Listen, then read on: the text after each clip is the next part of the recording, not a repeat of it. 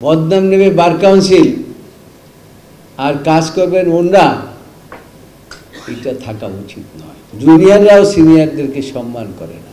আমি যে কথা বলতে চাচ্ছি সেটা হলো, মাহবুবউদ্দিন খোকন বলেছে এনরোলমেন্টের একটা ক্ষমতা, বার কাউন্সিল আমরা নির্বাচিত হই, কিন্তু এনরোলমেন্ট হয়েছে ওই ল মিনিস্ট্রিতে। আর ল মিনিস্ট্রিতে থাকলেও একটা ব্যাপার ছিল, ওখানে একজন ব্যক্তির হাতে, তিনি দিনের রাত করে, রাতের দিন করে, আর বদনাম হয় বার কাউন্সিলের। তিনি যারে ইচ্ছা একটা রেজাল্ট ঠিক করে দেন, আমাদেরকে বলেন সই করতে, আমরা সই করে দিই। এই সিস্টেমটা থাকা উচিত না। এই তো জুডিশিয়াল সার্ভিস কমিশন নিয়ে আবার আমার কারেক্ট করে দিয়েছে। জুডিশিয়াল সার্ভিস কমিশনের একজন ব্যক্তি, এইবারে যখন এই পরীক্ষা নিতে গেলাম, কি জানি ওই এমসিকিউ পরীক্ষা, সারা রাত বসে দেখলাম ওনাদের কোনো স্কিল লোক নাই। আমাদের বার কাউন্সিলের স্টাফ নিয়ে ভোর রাত্র 3টা 4টা 5টা 6টা 7টা পর্যন্ত কাজ করলাম।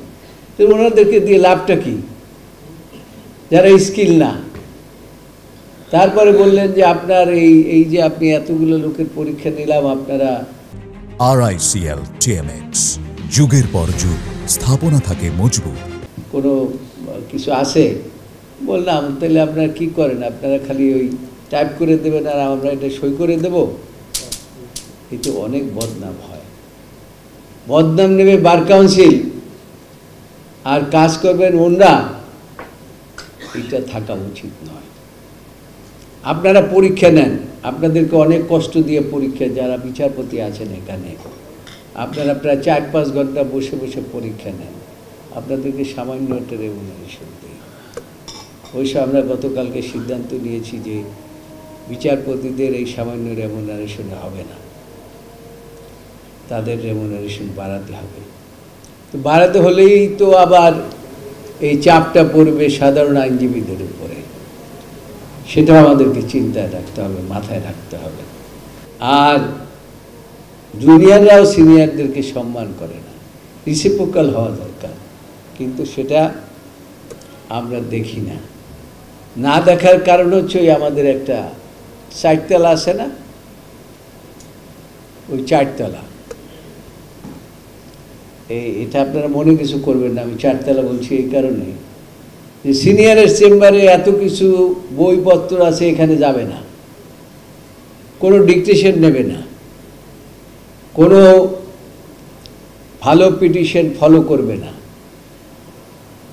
যে সারা বিভাগে বিভাগে এই শুধু সুপ্রিম কোর্টে কয়জনের ট্রেনিং দিলেই হবে না।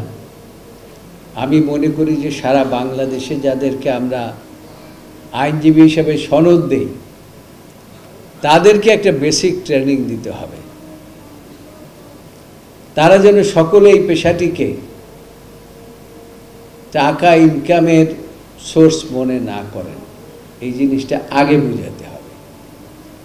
এটাকে সম্মানের পেশা হিসাবে যারা গ্রহণ করবেন, তারাই কিন্তু সিনিয়র অ্যাডভোকেট হবেন, তারাই ভালো অ্যাডভোকেট হবেন বলে আমি মনে করি।